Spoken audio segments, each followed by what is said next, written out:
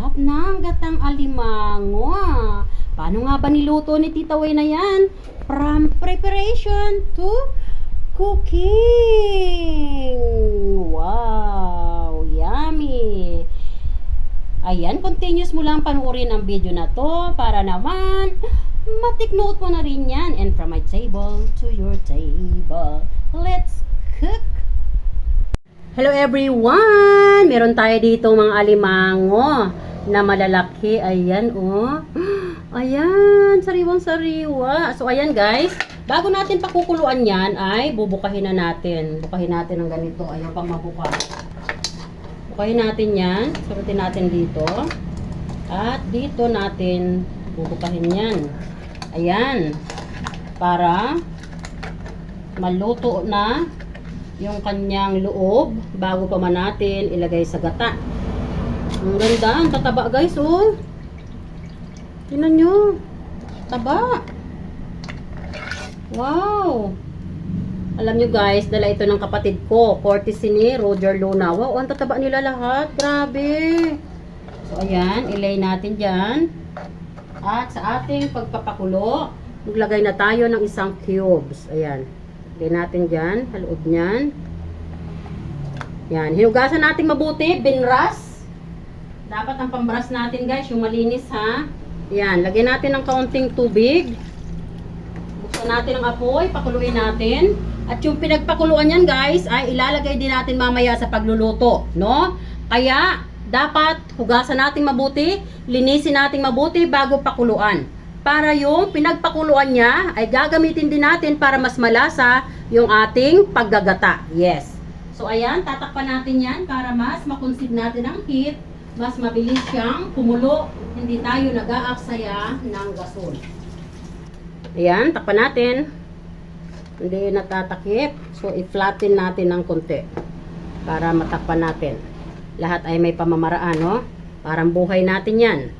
Pag nag-i-struggle na, may pamamaraan para matapos ang struggle. So, ayan. So, hintayin natin na kumulo yan ng 3 kulo. Then, okay na yon. Naman tayo magpuproceed sa ating paggigisa para magsimula tayo sa ating paggagata at makapagpa-results tayo ng masarap na gatang alimango. Guys, at sa pagluluto nga ng ating alimango, gagamit tayo ng luya. Ayan. At gagamit din tayo ng sibuyas, gagamit tayo ng bawang. Ayan. At syempre, meron tayo ditong freshly harvested na dahon ng kamuting kahoy. At bigay nga yan ng aming mentor ng Bible study namin. So, yung paghihimay naman natin ng talbos ng kamuting kahoy, itong buo na to, tanggalin lang natin ng ganyan at ganyan. So, may natira na ganyan. So, ito ay wasted na. At ilagay natin yan sa tubig. Yung tubig guys, pakukuluin muna natin. Isang kulo.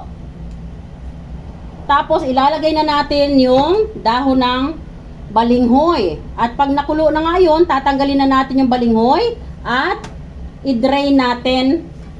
Pwede na nating ilagay sa ating gagatan. Yes. So ang purpose po ng pagpapakulo natin ng isang kulo lang para matanggal yung pait niya. So, hindi na natin kailangang lamasin na katulad ng ginagawa ng karamihan.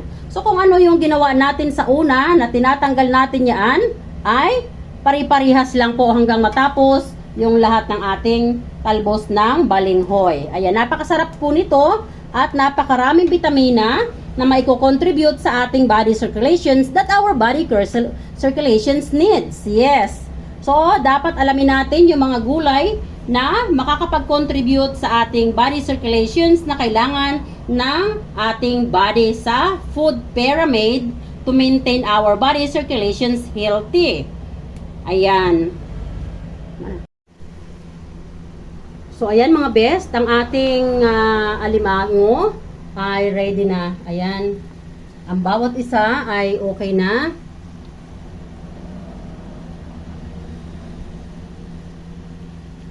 So, ayan. At, patayin muna natin ang apoy.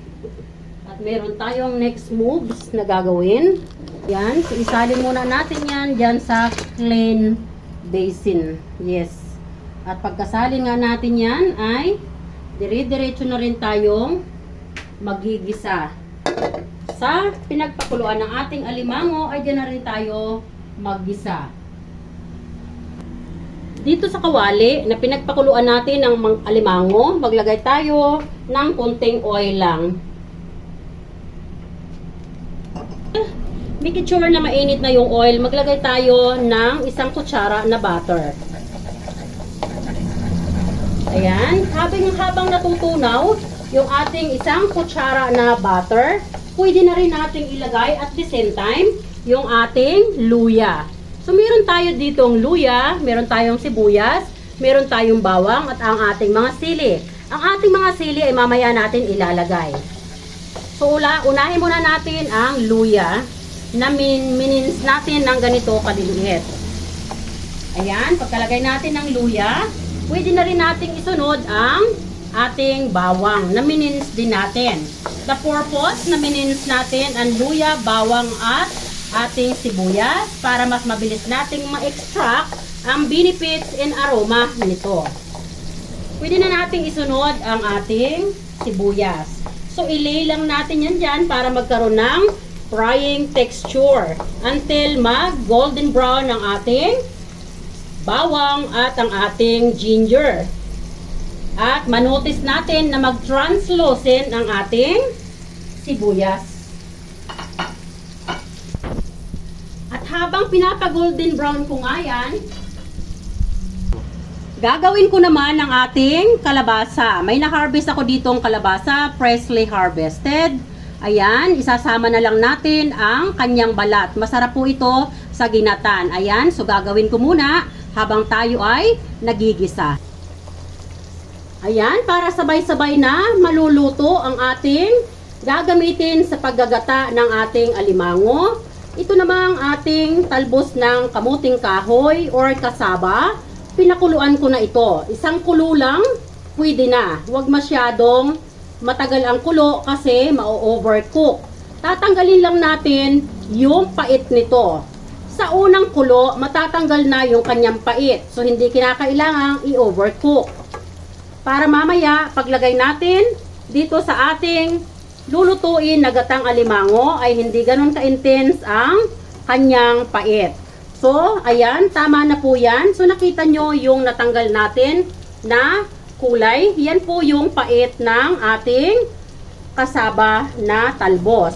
Patay na natin ang apoy at i-drain natin. At yung ginigisa naman natin ay nakita nyo, translucent na siya at golden brown na ang ating bawang and the luya. Ayan.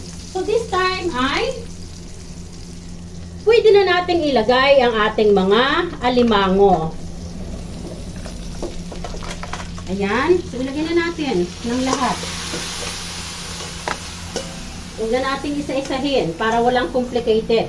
Para hindi mahirap ang buhay, no? Mahirap na nga ang buhay at complicated na nga. Pati ba naman sa pagluluto, gagawin pa rin natin complicated. Gumawa na tayo ng pamamaraan na makakapagpadali, hindi lang sarap sa ating pagluluto. So, ayan, pagkalagay nga natin yan, ay ito naman na ating tinanggalan ng pait na talbos ng balinghoy ay isa-isa na nating pwedeng ilagay dito.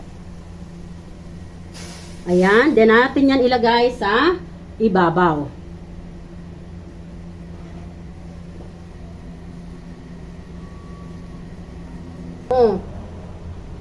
So let's make it sure guys na hindi nakakasama yung mga katas ha na tinanggal natin kasi yun ay mapait. Then ilagay natin ng ganyan sa ibabaw.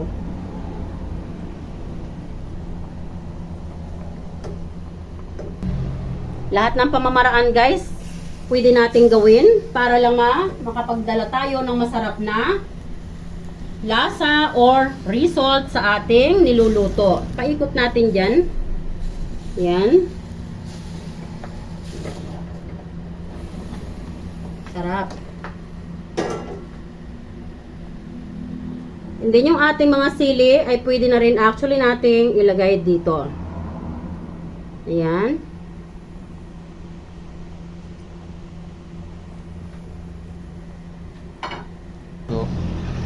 So, ayan mga guys. So, ito na yung ating alimango na gata. Ayan.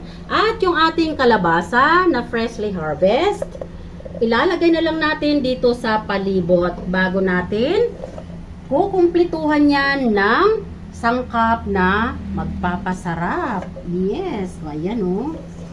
O, diba? Sarap. Ngayon pa lang excited na ako. Many things sa nagdala sa akin ng talbos ng kamuting kahoy na si Winnie Lynn. Yes. Ayan. Ang aming pastor sa aming Bible study. Ayan. So, pagkatapos nga ay mag-add tayo ng cubes. Ayan. Chicken cubes yung gamit natin. Ilagay natin yan dyan. And then, this time, ay pwede na rin tayong maglagay ng durog na paminta. Kayo na lang ang bahalang mag-adjust ng durog na paminta. Gusto nyo ng medyo may kick ng spicy, put more. Then, if you don't like something spicy, pero gusto nyo lang ng lasa ng paminta, then, bawasan nyo yung paminta. Maglagay na rin tayo dito ng sugar to balance the taste. Kunti lang. Ipalibot na lang natin para mas mabilis na ma-absorb ng lahat. Ayan, at dito nga ay pwede na rin tayong maglagay ng gata. Ipapalibot na lang natin ang gata. Ayan o.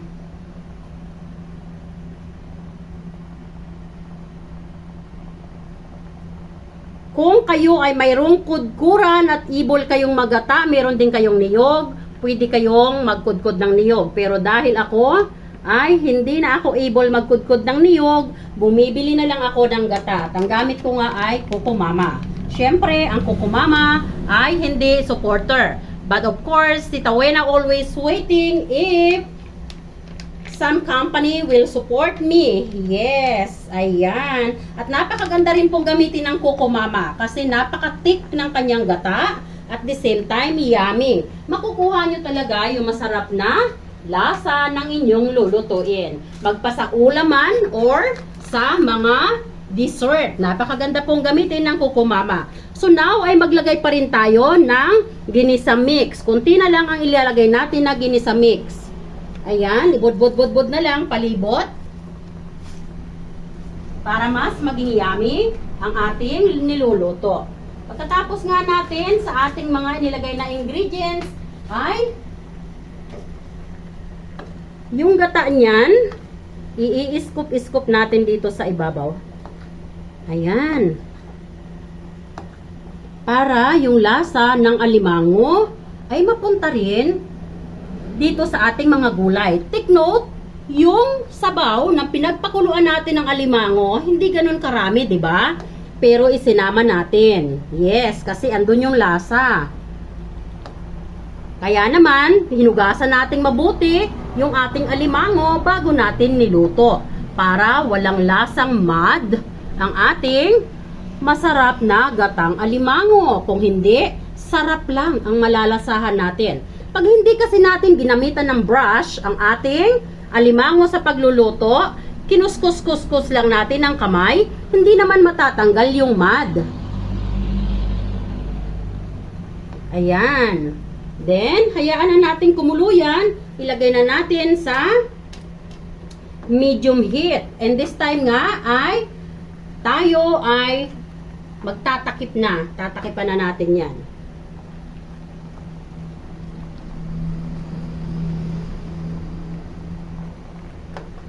Para makonsig natin yung heat at mabilis maluto.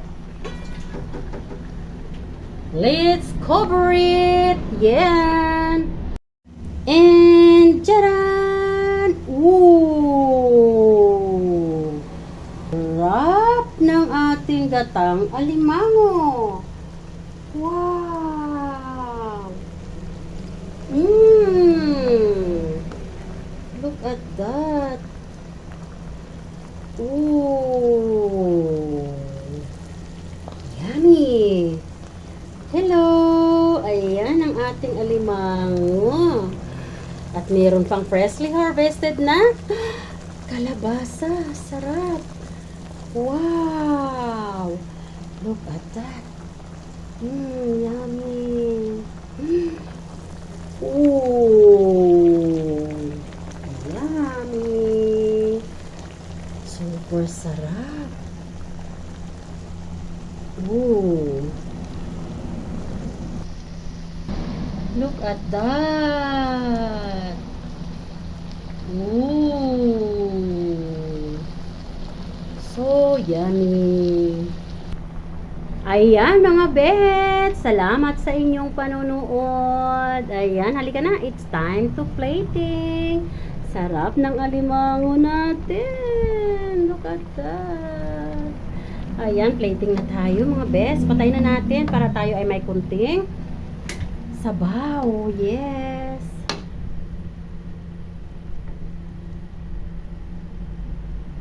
Plating time ng ating masarap na gatang alimango.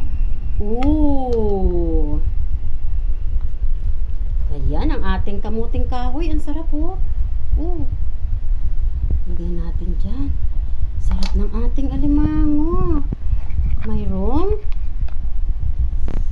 Ooh.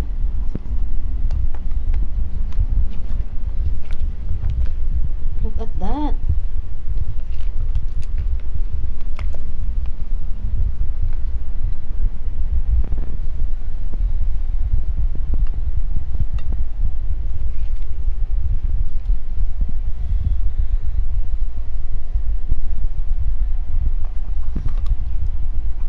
Ooh, look at that, yummy.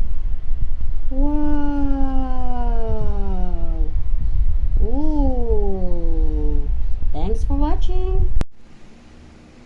Breakfast time.